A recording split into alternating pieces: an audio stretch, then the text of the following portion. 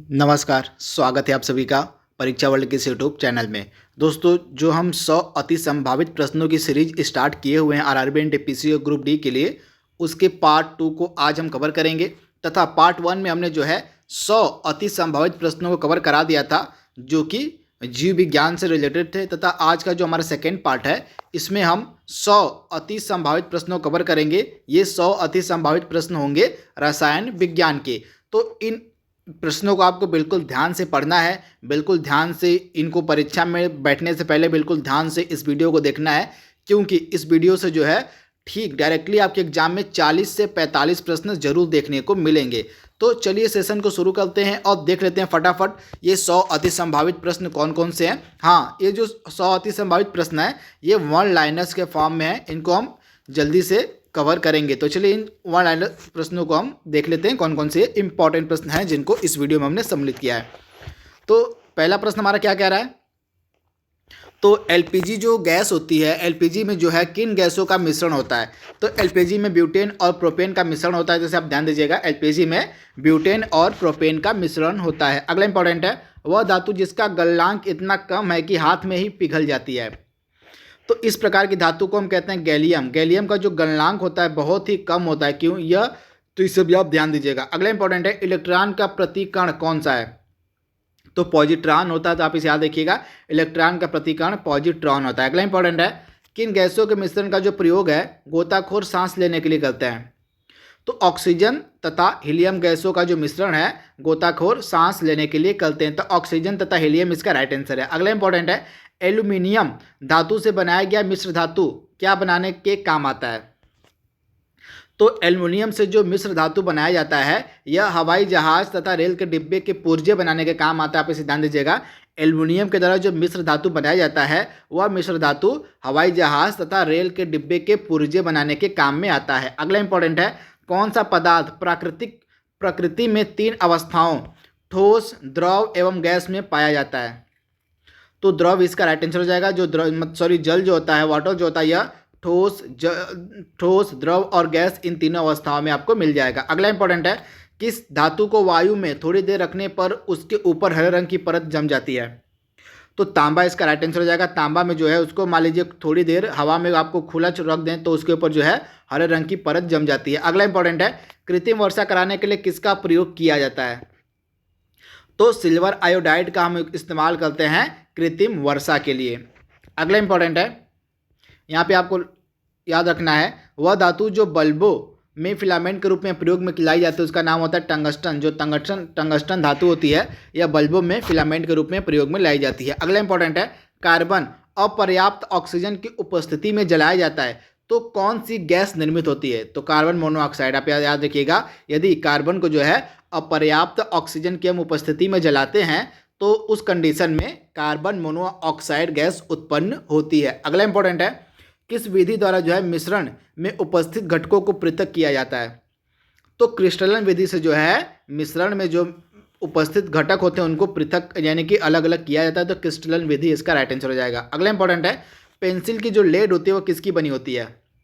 तो ग्रेफाइट किसका right answer हो जाएगा। अगला इंपॉर्टेंट है, हीलियम के नाभिक में कितने प्रोटॉन और न्यूट्रॉन होते हैं। तो 2 प्रोटॉन और 2 न्यूट्रॉन होते हैं, तब इसे याद रखिएगा। अगला इंपॉर्टेंट है, एथिलीन की प्रतिक्रिया सल्फर मोनोक्लोराइड के साथ कराने पर कौन सी गैस प्राप्त होती है। तो एथिलीन की प्रतिक्रिया जो है सल्फर मोनोक्लोराइड से कराने पर जो है हमें मस्टर्ड गैस प्राप्त होती है। तो राइट आंसर आपका हो जाएगा मस्टर्ड गैस। अगला इंपॉर्टेंट प्रश्न है, जीवों के दांतों व हड्डियों के निर्माण में मुख्य रासायनिक पदार्थ क्या होता है। तो जीवों के दांतों व हड्डियों के निर्माण में मुख्य जो रासायनिक पदार्थ होता है वो होता है कैल्शियम फास्फेट, यानी कि राइट आंसर हो जाएगा कैल्शियम फास्फेट। अगला प्रश्न है, लोहे के पाइपों को क्षरण से बचाने हेतु उसके ऊपर जस्ते की परत चढ़ाने की प्रक्रिया को हम क्या कहते हैं। तो लोहे के पाइपों को जो है क्षरण से बचाने के लिए उनके ऊपर जो जस्ते की परत यानी कि जस्ते की जो लेप चढ़ाई जाती है उस प्रक्रिया को हम कहते हैं गैल्वेनीकरण, यानी कि गैल्वेनाइजेशन, यानी कि इसका राइट आंसर हो जाएगा गैल्वेनीकरण। अगला इंपॉर्टेंट है, कौन सा पदार्थ ऑक्सीकारक तथा अवकारक दोनों की तरफ प्रयोग होता है। तो सोडियम नाइट्राइड जो होता है यह ऑक्सीकारक और अवकारक दोनों की तरफ प्रयोग में लाया जाता है। अगला इंपॉर्टेंट है, स्त्री को गर्म करने के लिए किस धातु का हम प्रयोग करते हैं। तो नाइक्रोम धातु का इस्तेमाल किया जाता है इस्त्री को गर्म करने के लिए। अगला इंपॉर्टेंट है, आजकल सड़कों पर रोशनी के लिए प्रयुक्त प्रायः पीले लैंपों में कौन सी गैस रहती है? तो आजकल सड़कों पर जो है रोशनी के लिए प्रयुक्त पीले लैंपों में जो है सोडियम गैस होती है। तो राइट आंसर आपका हो जाएगा सोडियम गैस। अगला इंपॉर्टेंट है, पेट्रोल से लगने वाली आग को बुझाने में किसका प्रयोग किया जाता है? तो झाग वाला अग्निशामक का प्रयोग किया जाता है अगर पेट्रोल से आग लग जाती है उसको बुझाने के लिए। तो राइट आंसर आपका हो जाएगा झाग वाला अग्निशामक। अगला प्रश्न हमारा है, अगला इंपॉर्टेंट प्रश्न हमारा है, जीवों के दांतों व हड्डियों के निर्माण में मुख्य रासायनिक पदार्थ क्या होता है? तो कैल्शियम फास्फेट इसका राइट आंसर हो जाएगा कैल्शियम फास्फेट। लोहे के पाइपों के क्षरण से बचाने के लिए जो उसके ऊपर कौन से मतलब आपको बताना है कि मान लीजिए लोहे की जो पाइप होती है उसको क्षरण से बचाने के लिए हम उस पर जो है जस्ते का लेप लगाते हैं, तो इस प्रक्रिया को क्या कहा जाता है? तो लोहे की पाइपों को जो है क्षरण से बचाने के लिए उसके ऊपर अगर जस्ते की लेप लगाई जाती है तो उस प्रक्रिया को हम कहते हैं गैल्वेनाइजेशन यानी कि गैल्वेनीकरण। अगला प्रश्न हमारा है, कौन सा पदार्थ ऑक्सीकारक तथा अकारक दोनों की तरफ प्रयुक्त होता है? तो सोडियम नाइट्राइड जो होता है यह ऑक्सीकारक तथा अकारक दोनों की तरफ प्रयोग में लाया जाता है। अगला प्रश्न हमारा है, इस्त्री को गर्म करने के लिए किस धातु का हम प्रयोग करते हैं? तो नाइक्रोम इसका राइट आंसर हो जाएगा नाइक्रोम। अगला प्रश्न हमारा है, आजकल सड़कों पर रोशनी के लिए प्रयुक्त प्रायः पीले लैंपों में कौन सी गैस रहती है? तो सोडियम गैस रहती है। अगला प्रश्न हमारा है, पेट्रोल से लगने वाली आग को बुझाने के लिए हम किसका उपयोग करते हैं? तो अगर मान लीजिए पेट्रोल से कोई आग लग जाती है तो उस आग को बुझाने के लिए हम झाग वाला अग्निशामक का इस्तेमाल करते हैं। अगला प्रश्न हमारा है, किसकी मौजूदगी में जो है निरंतर रहने से वायु में पीतल जो होता है रंगहीन हो जाता है? तो हाइड्रोजन सल्फाइड की मौजूदगी में जो है निरंतर रहने पर जो है वायु में जो पीतल होता है वह रंगहीन हो जाता है। अगला प्रश्न हमारा है, रेडियो एक्टिविटी किस में मापी जाती है? तो गाइगर काउंटर से जो है रेडियो एक्टिविटी को नापा जाता है। तो राइट आंसर आपका हो जाएगा गाइगर काउंटर। अगला प्रश्न हमारा है, ठोस कार्बन डाइऑक्साइड को अन्य किस नाम से जाना जाता है? तो ड्राई आइस यानी कि शुष्क बर्फ के रूप में जाना जाता है ठोस कार्बन डाइऑक्साइड को। अगला इंपॉर्टेंट प्रश्न हमारा है, लोहे को इस्पात में बदलने हेतु कौन सी धातु मिलाई जाती है? तो निकेल धातु मिलाई जाती है। अगला इंपॉर्टेंट है, परमाणु के नाभिक की खोज की थी रदरफोर्ड ने। तो आप ध्यान दीजिएगा, परमाणु के नाभिक की जो खोज है वह रदरफोर्ड के द्वारा की गई थी। स्टेनलेस स्टील तैयार करने के लिए कौन सी धातु का प्रयोग हम करते हैं? तो क्रोमियम धातु का इस्तेमाल किया जाता है स्टेनलेस स्टील तैयार करने के लिए। तो क्रोमियम धातु इसका राइट आंसर हो जाएगा। अगला प्रश्न हमारा है, कौन सी गैस हरित गृह प्रभाव में योगदान करती है? तो ग्लोबल वार्मिंग यानी कि ग्रीन हाउस इफेक्ट कौन सी गैस उत्पन्न करती है? तो कार्बन डाइऑक्साइड इसका राइट आंसर हो जाएगा। वे परमाणु जिनमें प्रोटॉनों की संख्या तो समान रहती है परंतु न्यूट्रॉनों की संख्या अलग अलग रहती है, उनको हम क्या कहते हैं? तो इस प्रकार के परमाणु कहलाते हैं समस्थानिक। समस्थानिक में क्या होता है? प्रोटॉनों की संख्या तो समान रहती है परंतु न्यूट्रॉनों की संख्या अलग अलग रहती है। अगला प्रश्न हमारा है, कार्बन तत्व द्वारा किसके साथ मिलकर सबसे अधिक यौगिक बनाए जाते हैं? तो कार्बन जो है हाइड्रोजन के साथ मिलकर जो है सबसे अधिक यौगिक बनाता है। अगला इंपॉर्टेंट है, पृथ्वी की भू प्रॉपर्टी में विशुद्ध रूप से पाई जाने वाली धातु कौन सी है? तो प्लेटिनम इसका राइट आंसर हो जाएगा। चांदी के निष्कर्षण के लिए कौन सी विधि अपनाई जाती है? तो साइनाइड विधि। आप याद रखिएगा, चांदी के निष्कर्षण के लिए जो है साइनाइड विधि का हम उपयोग करते हैं। अगला इंपॉर्टेंट है, अणु में जो है क्या क्या होता है? तो अणु के भाग में क्या क्या होता है? इलेक्ट्रॉन होता है, प्रोटॉन होता है और न्यूट्रॉन होता है। अगला इंपॉर्टेंट है, चूने के जल में क्या उपस्थित होता है? तो कैल्शियम हाइड्रोक्साइड उपस्थित होता है चूने के जल में।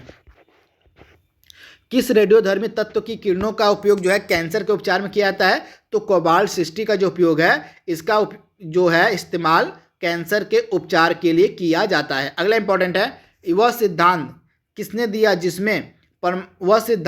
दिया कि परमाणु सबसे छोटा कण है जो स्वतंत्र रूप से रह सकता है? तो डाल्टन के द्वारा यह सिद्धांत दिया गया था कि परमाणु जो होता है वह सबसे छोटा कण होता है तथा वह स्वतंत्र रूप से रह सकता है। अगला इंपॉर्टेंट है, किसकी मात्रा स्टील में कठोरता प्रदान करने के लिए बढ़ाई जाती है? तो स्टील में कठोरता प्रदान करने के लिए जो है मैग्नीज की जो है मात्रा वह बढ़ाई जाती है। तो राइट आंसर आपको हो जाएगा मैग्नीज। अगला इंपॉर्टेंट है, आवर्त सारणी का जो निर्माण है सर्वप्रथम किसने किया?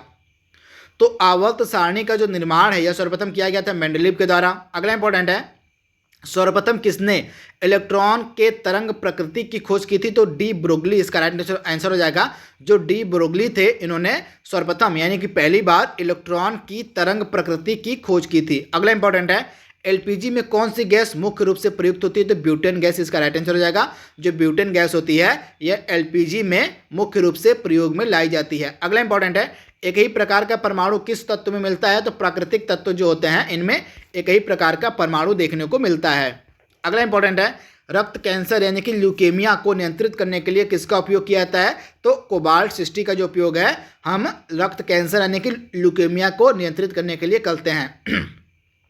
चांदी का निष्कर्षण मुख्यतः किस अयस्क से किया जाता है? तो चांदी का जो निष्कर्षण है यह किया जाता है अर्जेंटाइट अयस्क से। तो राइट आंसर आपको जाएगा अर्जेंटाइट अयस्क। अगला इंपॉर्टेंट है, ट्रांजिस्टर बनाने में आमतौर पर किसका इस्तेमाल किया जाता है? तो सिलिकॉन का। अगला इंपॉर्टेंट है, आवर्त सारणी नियमों का प्रतिपादन किया था मोस्ले ने? आप ध्यान दीजिएगा, आधुनिक आवर्त नियम की बात यहाँ पे हो रही है।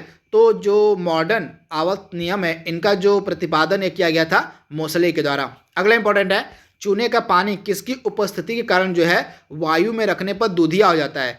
तो कार्बन डाइऑक्साइड की उपस्थिति के कारण जो है चूने का जो पानी होता है वह वायु में रखने पर दूधिया कलर का हो जाता है। अगला इंपॉर्टेंट है, औद्योगिक पैमाने पर अमोनिया का उत्पादन किस विधि से किया जाता है?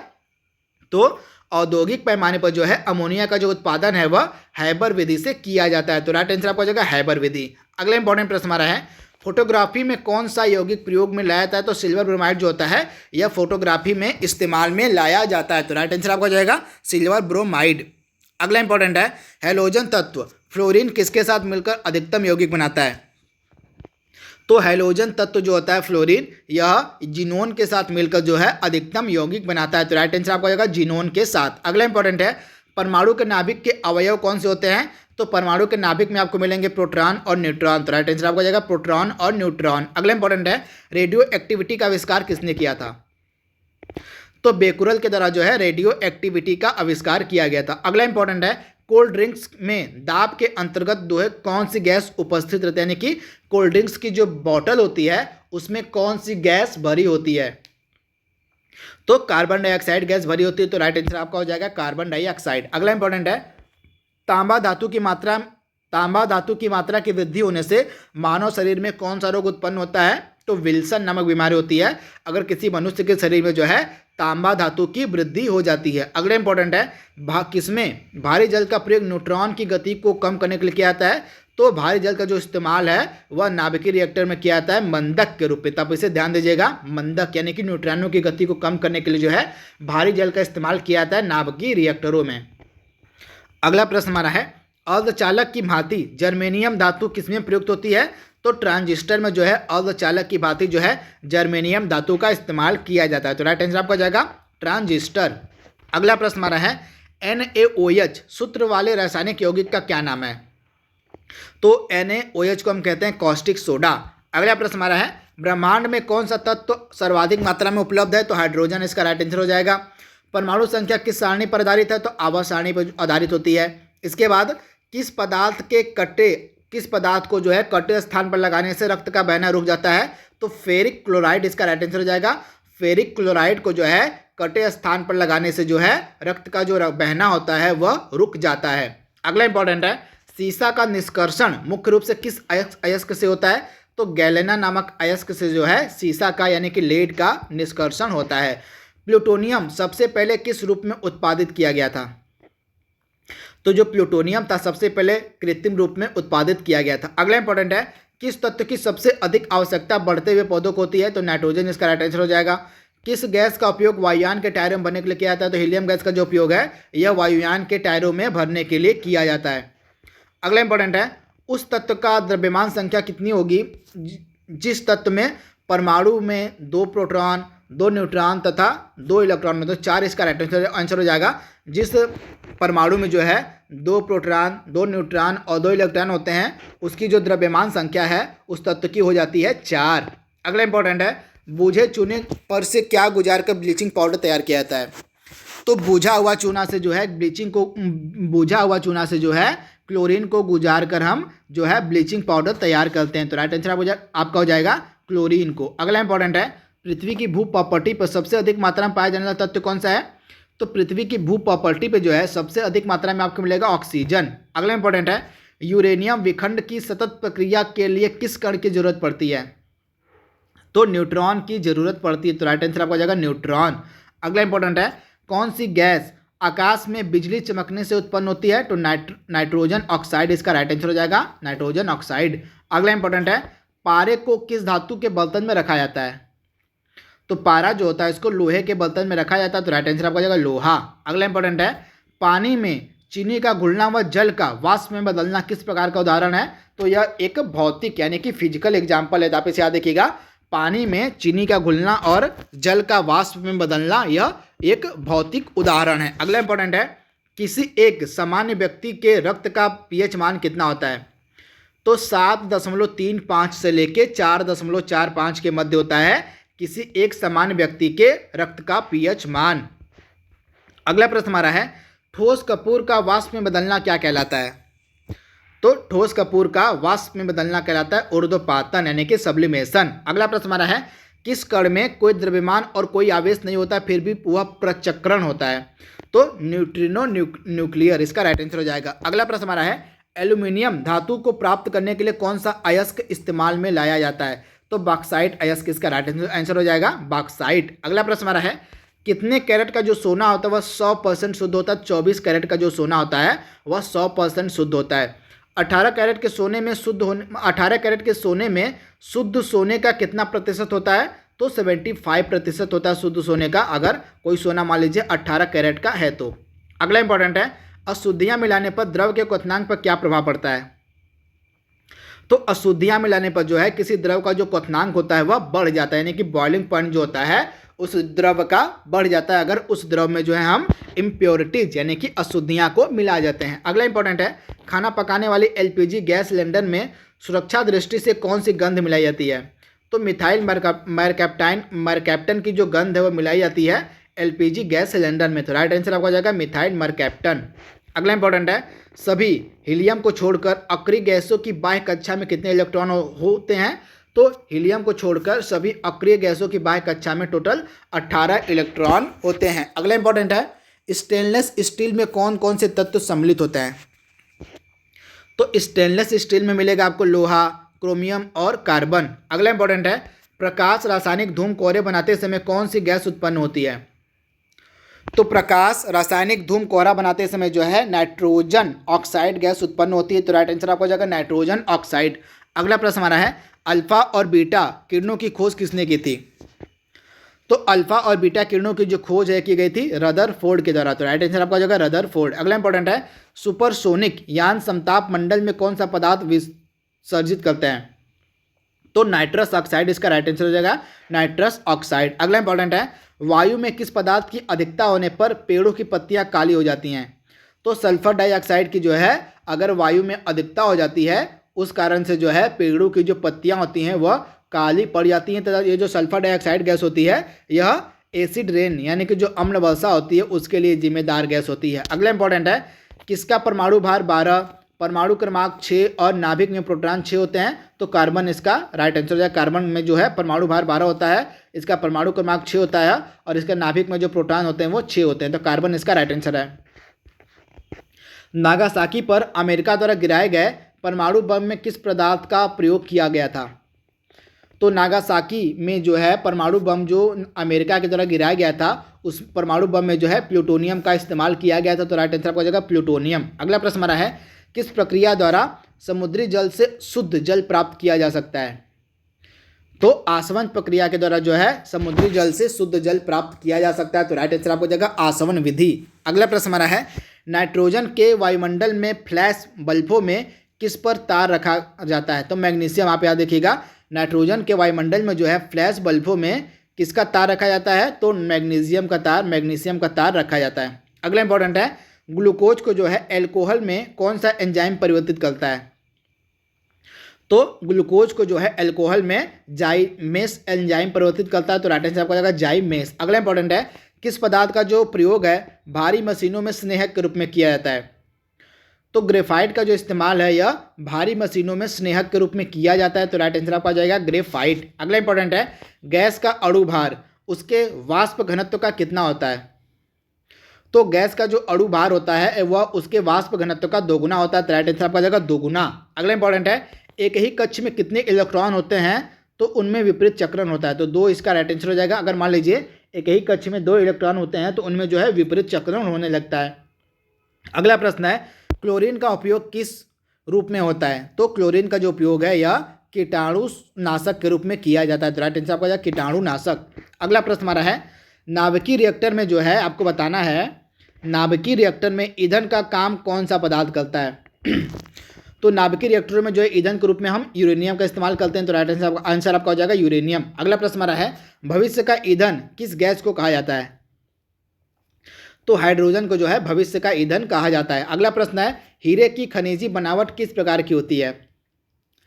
तो हीरे की जो खनिजी बनावट होती है कार्बन के प्रकार की होती है। तो राइट आंसर आपका हो जाएगा कार्बन। अगला प्रश्न हमारा है, पृथ्वी के गर्भ में दूसरा सबसे ज़्यादा पाया जाने वाला धातु कौन सा है? तो लोहा जो है पृथ्वी के गर्भ में सबसे ज़्यादा पाया जाने वाला धातु है दूसरे नंबर का। तो आप इसे याद देखिएगा, दूसरा सबसे ज़्यादा पाया जाने वाला धातु है लोहा, यानी कि आयरन। अगला प्रश्न हमारा है, नाभिकीय रिएक्टर में न्यूट्रॉन नियंत्रक के रूप में किसका प्रयोग किया जाता है? तो कैडमियम या बोरान की जो छड़ें होती हैं इनका जो है नाभिकीय रिएक्टरों में नियंत्रक छड़ों के रूप में, यानी कि न्यूट्रॉन के नियंत्रक के रूप में इस्तेमाल किया जाता है कैडमियम और बोरान की छड़ों का।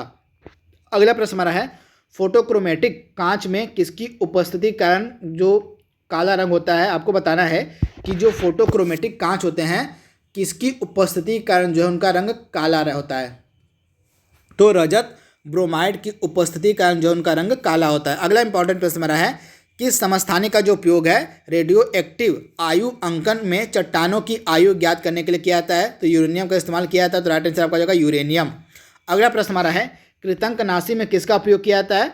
तो जिंक फास्फाइड का जो उपयोग है यह कृतंकनाशी के रूप में किया जाता है। आज का लास्ट प्रश्न हमारा है, सूती कपड़ों, कागज इत्यादि के रंग उड़ाने में किसका प्रयोग होता है?